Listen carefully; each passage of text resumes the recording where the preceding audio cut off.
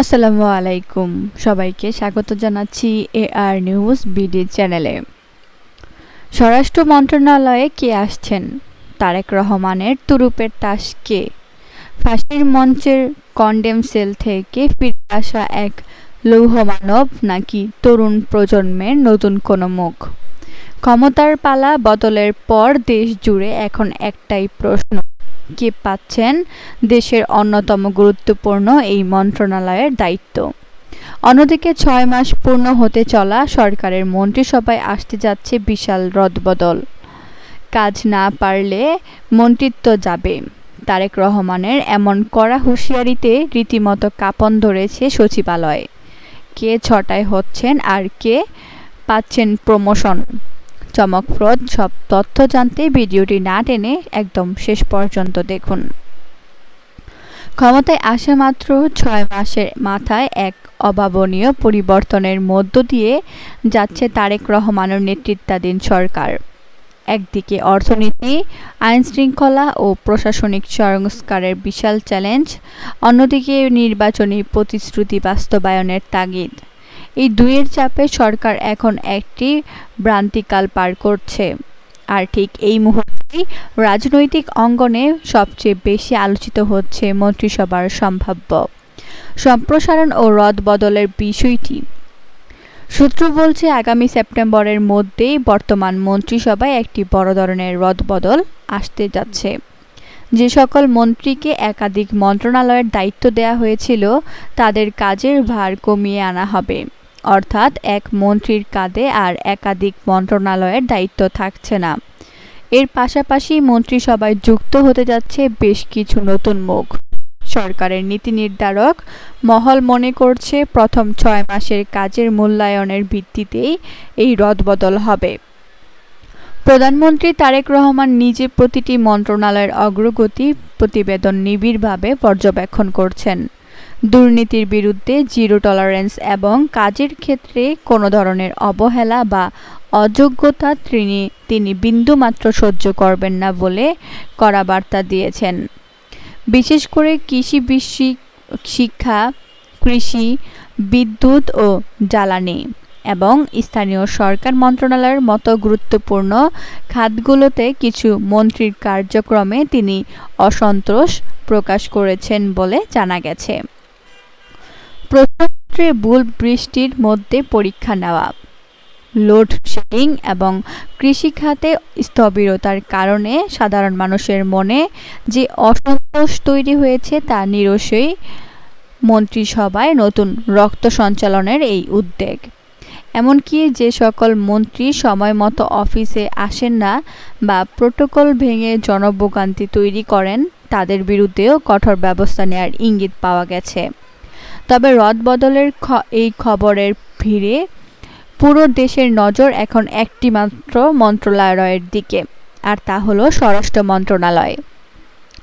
বর্তমানে স্বরাষ্ট্রমন্ত্রীর দায়িত্বে রয়েছেন সালাউদ্দিন আহমেদ, কিন্তু আইনশৃঙ্খলা পরিস্থিতি পুরোপুরি নিয়ন্ত্রণে আনা, অপরাধ দমন, সীমান্ত সুরক্ষা এবং রাজনৈতিক কর্মসূচি মোকাবিলার মতো বিশাল কর্মযজ্ঞ সামলাতে এই মন্ত্রণালয়ে একজন দক্ষ ও ডাইনামিক স্বরাষ্ট্র প্রতিমন্ত্রী নিয়োগের সিদ্ধান্ত প্রায় চূড়ান্ত। আর এই পদটিকে ঘিরে শুরু হয়েছে তুমুল জল্পনা কল্পনা। কে আসছেন এই পদে? এখানেই উঠে আসছে এমন একটি নাম, যা শুনলে দেশের লাখো কোটি মানুষের হৃদয়ে এক অন্যরকম আবেগের সৃষ্টি হয়।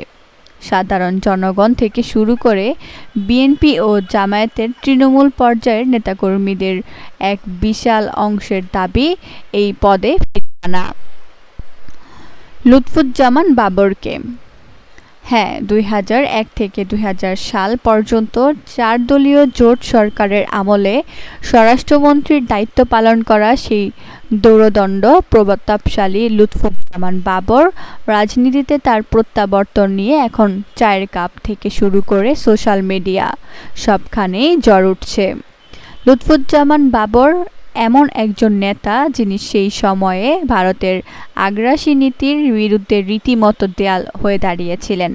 ভারতের যে কোনো আধিপত্যবাদ বিরোধী আচরণের কড়া জবাব দেওয়ার কারণে তিনি হয়ে উঠেছিলেন দেশপ্রেমিক। জনতার চোখের মনে বিশেষ করে আলোচিত 10 ট্রাক অস্ত্র মামলার ঘটনা, যে ঘটনাকে কেন্দ্র করে তাকে বছরের পর বছর কারাগারে বন্দী রাখা হয়েছিল।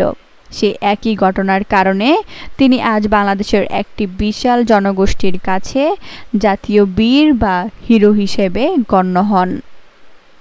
অনেকে মনে করেন দেশের সার্বভৌমত্ব রক্ষা এবং আধিপত্যবাদকে রুখে দিতে তার মতো সাহসী নেতার বিকল্প নেই।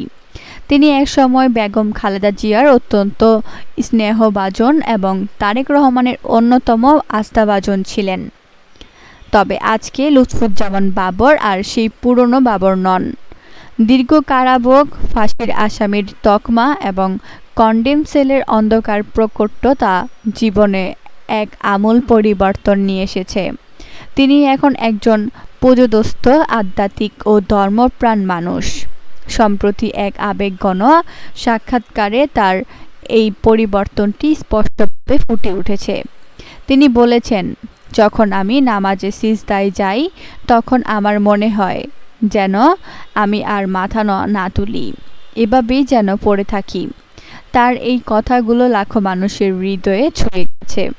শুধু তাই নয়, জুলাই আগস্টের ছাত্র জনতার ঐতিহাসিক গণ অভ্যুত্থান ও বিপ্লবকে তিনি গভীর কৃতজ্ঞতার সাথে স্মরণ করেছেন। এক সময়ের দৌড়দণ্ড প্রতাপশালী এই নেতা অশ্রুসিক্ত নয়নে স্বীকার করেছেন যে এই জুলাই বিপ্লবের সবচেয়ে বড় সুবিধাভোগী তিনি নিজেই। তিনি বলেন, আমি ছিলাম একজন ফাঁসির আসামি, কন্ডেম সেলে প্রহর গুনছিলাম মৃত্যুর। আমার বিরুদ্ধে 3টি মামলা, ফাঁসির আদেশ ছিল। আমি আজ মুক্ত আকাশে নিঃশ্বাস নিচ্ছি। আজ আমি একজন সংসদ সদস্য। এই জুলাই গণ অভ্যুত্থান না হলে আমার মতো মানুষ কোনোদিন এই জায়গায় আসতে পারতো না। তাই এই বিনয় এবং কৃতজ্ঞতা বোধ তাকে সাধারণ মানুষের কাছাকাছি নিয়ে গেছে। জনগণের এই আবেগ এবং দাবির বিষয়টি কি তারেক রহমান এড়িয়ে যেতে পারবেন? রাজনৈতিক বিশ্লেষকরা মনে করছেন, তারেক রহমান যদি তৃণমূলের এই সেন্টিমেন্টসকে সম্মান জানিয়ে লুৎফুজ্জামান বাবরকে স্বরাষ্ট্র প্রতিমন্ত্রীর পদে বসান, তবে তা দলের জন্য একটি মাস্টার স্ট্রোক হতে পারে। এতে করে বিএনপি সরকারের জনপ্রিয়তা যেমন বহুগুণে বৃদ্ধি পাবে, তেমনি দলের ভেতরে থাকা পরীক্ষিত নির্যাতিত নেতাদের প্রতিও একটি ইতিবাচক বার্তা যাবে। ভারতের সাথে মনস্তাত্ত্বিক লড়াই এবং দেশের অভ্যন্তরীণ আইনশৃঙ্খলা রক্ষায় বাবরের মতো অভিজ্ঞ ও সাহসী নেতার উপস্থিতি সরকারকে আরও শক্তিশালী করবে বলে অনেকেই বিশ্বাস করেন। তবে রাজনীতির সমীকরণ সবসময় সরল অঙ্কে মেলে না। তারেক রহমান সরকার গঠনের পর থেকেই তরুণ নেতৃত্বকে সামনে আনার একটি স্পষ্ট ভিশন নিয়ে কাজ করছেন। তিনি চাচ্ছেন পরিচ্ছন্ন ভাবমূর্তির নতুন প্রজন্মকে রাতারাতি রাজনীতিতে জায়গা করে দিতে। তাই এমনও গুঞ্জন রয়েছে যে দলের তরুণ ও মেধাবী কোনো সংসদ সদস্যকে স্বরাষ্ট্র প্রতিমন্ত্রীর দায়িত্ব দেওয়া হতে পারে, অথবা দীর্ঘদিন ধরে দলের সাংগঠনিক কার্যক্রমে পরীক্ষিত অন্য কোনো হাই প্রোফাইল নেতাকেও এই পদে দেখা যেতে পারে। এমনকি জোটের শরিক দলগুলো থেকেও কাউকে এই দায়িত্ব দিয়ে চমক সৃষ্টি করার একটি সম্ভাবনা উড়িয়ে দেওয়া যায় না। সব মিলিয়ে আগামী কয়েকটা দিন বাংলাদেশের রাজনীতির জন্য অত্যন্ত গুরুত্বপূর্ণ। একদিকে মন্ত্রিসভার রদবদল, অযোগ্যদের বাদ দেয়া এবং নতুন মুগ্ধদের অন্তর্ভুক্তি, অন্যদিকে স্বরাষ্ট্র মন্ত্রণালয়ে লুৎফুজ্জামান বাবরের মতো জাদরেল নেতা প্রত্যাবর্তনের সম্ভাবনা।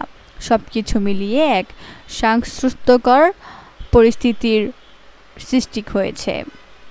সরকার যদি দুর্নীতিবাজ বা অযোগ্য কাউকে বাদ দিয়ে নতুন নেতৃত্ব নিয়ে আসে, তবে তা সাধারণ মানুষের কাছে প্রশংসিত হবে। তারেক রহমান ইতিমধ্যে নিজের প্রোটোকল কমিয়ে এবং দিনে টানা 11 ঘন্টা কাজ করে একটি নতুন রাজনৈতিক সংস্কৃতির সূচনা করেছেন।